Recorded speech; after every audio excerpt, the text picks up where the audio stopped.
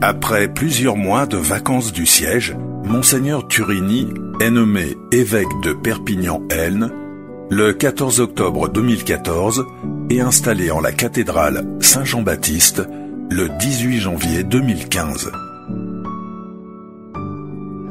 7 ans plus tard, que retiendra-t-on de l'épiscopat de Monseigneur Turini en terre catalane ? Une charge placée avant tout et pour tout sous le sceau de la mission. Loin de vouloir créer une rupture de gouvernance, le nouvel évêque installé en 2015 s'inscrit dans la continuité de son prédécesseur et s'approprie le projet synodal qui vient d'être promulgué.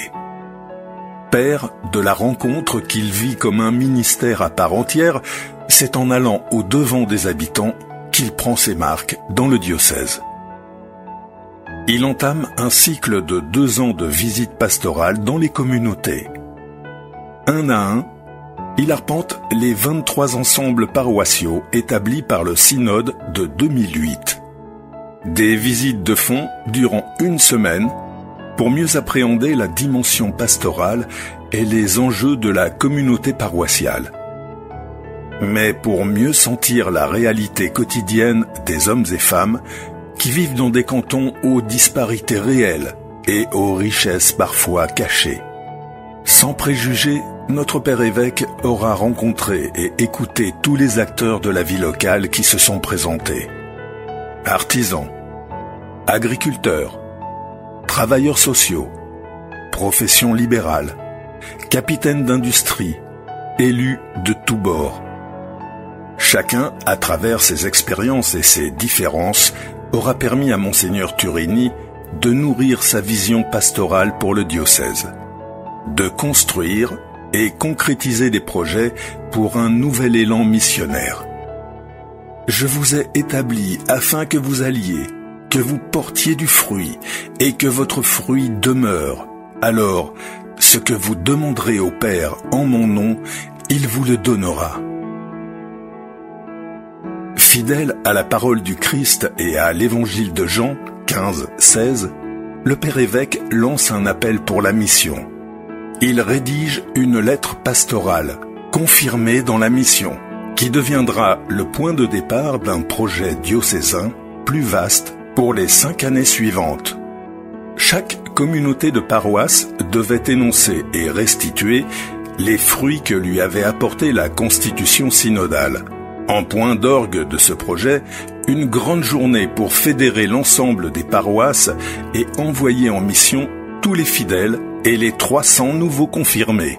Au Barcarès, le 16 juin 2018, près de 3000 personnes se sont ainsi rassemblées et ont montré, aux côtés de 7 évêques présents, le dynamisme et l'enthousiasme diocésain. À la suite, le projet missionnaire a évolué et mûri. Une seconde lettre pastorale intitulée « Qu'il soit un pour que le monde croie » est venue renforcer cette aspiration à plus d'unité, plus de fraternité et de synodalité diocésaine. Des projets en communauté de paroisses qui deviennent des événements en doyennés et qui s'érigent en apogée, en grand rassemblement diocésain pour montrer le travail de terrain accompli au quotidien. C'est l'aboutissement que voulait voir Monseigneur Turini en y associant la réflexion du synode universel sur la synodalité. Cette année d'épiscopat auront aussi été marquées profondément par de nombreuses actualités. Heureuses pour la plupart, malheureuses ou tragiques pour d'autres.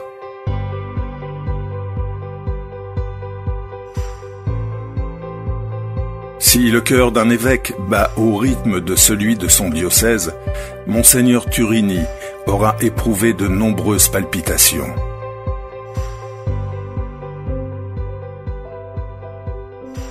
En décembre 2017, la tragédie de Millas et la mort de 6 enfants marquent profondément notre département et la communauté catholique.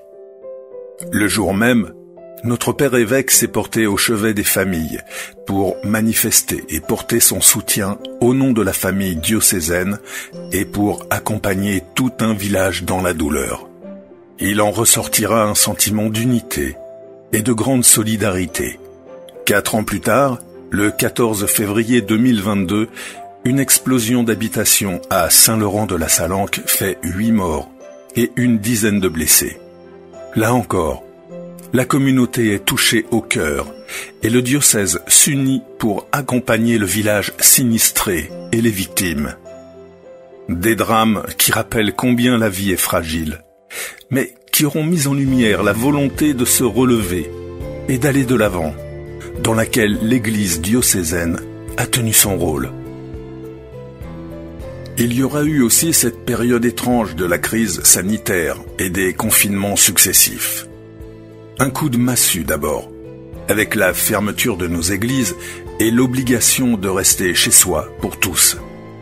Mais dans l'adversité, l'humain se dévoile et trouve toujours de la ressource. Si tu ne vas pas à l'église viendra à toi. Comme dans le roman de Féjal, Monseigneur Turini a tenu à ce que le lien avec son diocèse ne soit pas rompu, à ce que l'Église puisse entrer dans chaque foyer, y demeurer vivante et témoigner de la joie de l'Évangile.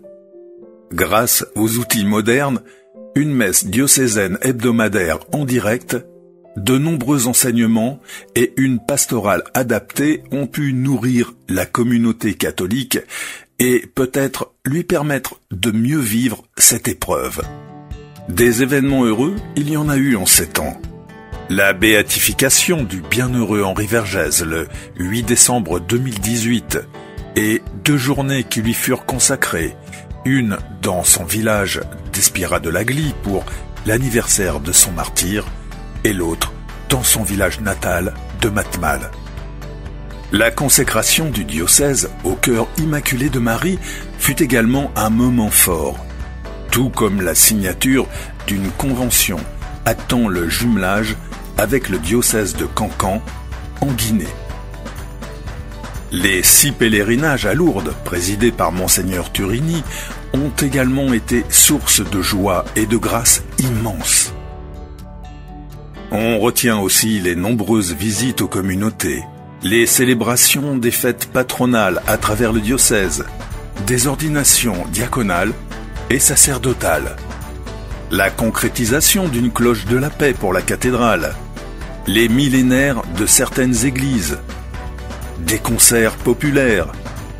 Monseigneur Turini aura passé également 7 années à tenter de construire une fraternité diocésaine dans toutes ses composantes, dans la synodalité chaque jour et dans les liens sacerdotaux et la présence des prêtres et des communautés religieuses pour garantir un maillage pastoral sur l'ensemble du département.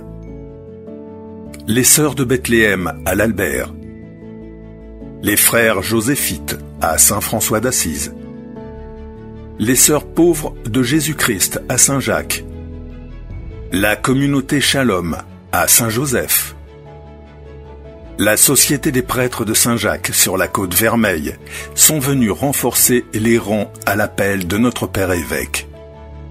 Il met un point d'honneur à entretenir ses liens avec ses frères prêtres et avec les sœurs et frères des différentes communautés présentes ou qu'il a installées. Des temps de retraite, des journées de rencontres et de partage ont ponctué un calendrier épiscopal chargé.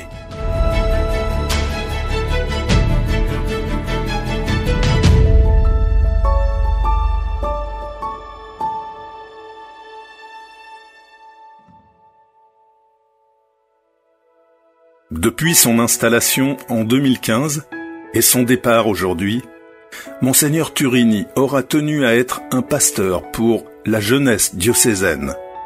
Certain que c'est en misant sur les jeunes qu'il forgerait le visage et le destin d'une église vivante et rayonnante demain.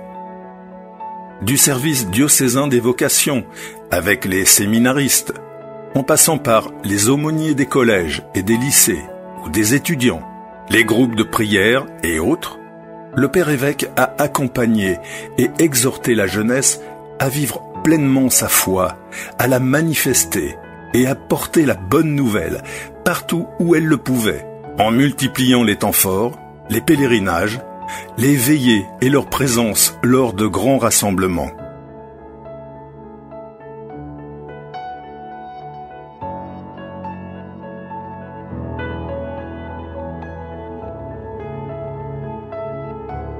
Sept années. C'est long, mais c'est très court. C'est à peine le temps de viser un cap et de tenter de s'y tenir, malgré les tempêtes régulières qui secouent l'institution, pour avancer et faire grandir chacun d'entre nous dans les pas du Christ. Durant cette période, Monseigneur, vous aurez marqué le diocèse de votre présence, de votre pertinence et de votre bienveillance envers toutes celles et ceux que vous avez rencontrés.